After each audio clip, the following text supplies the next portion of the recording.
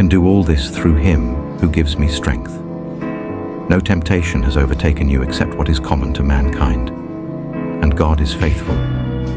He will not let you be tempted beyond what you can bear.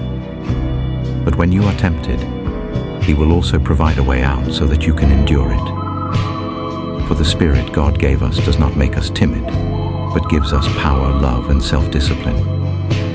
No, in all these things we are more than conquerors through Him who loved us. So do not fear, for I am with you. Do not be dismayed, for I am your God. I will strengthen you and help you. I will uphold you with my righteous right hand. God is our refuge and strength, an ever-present help in trouble. Jesus looked at them and said, "With man this is impossible, but with God all things are possible." Though he may stumble, he will not fall, for the Lord upholds him with his hand. But he said to me, "My grace is sufficient for you, for my power is made perfect in weakness." Therefore I will boast all the more gladly about my weaknesses, so that Christ's power may rest on me.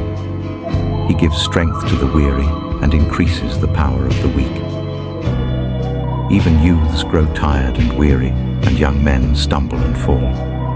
But those who hope in the Lord will renew their strength. They will soar on wings like eagles. They will run and not grow weary. They will walk and not be faint.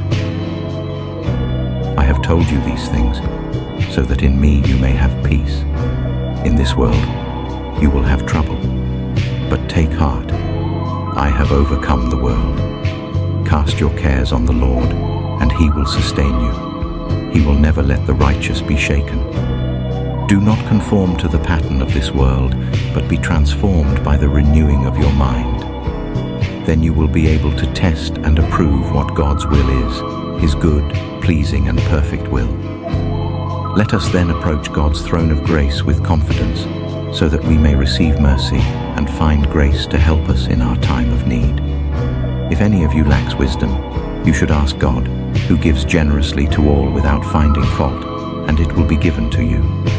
Submit yourselves then to God. Resist the devil, and he will flee from you. Finally, be strong in the Lord and in His mighty power. Put on the full armor of God, so that you can take your stand against the devil's schemes.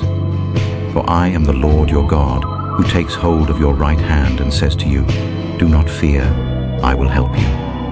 Peace I leave with you. My peace I give you. I do not give to you as the world gives.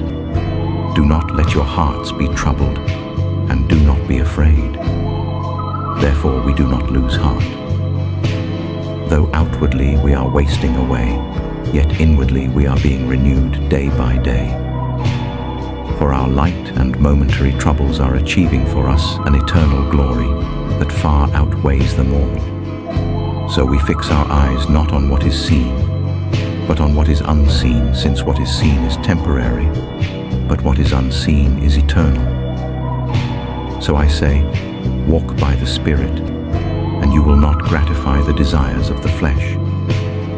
It is God's will that you should be sanctified, that you should avoid sexual immorality, that each of you should learn to control your own body in a way that is holy and honorable, not in passionate lust like the pagans who do not know God. But each person is tempted when they are dragged away by their own evil desire and enticed.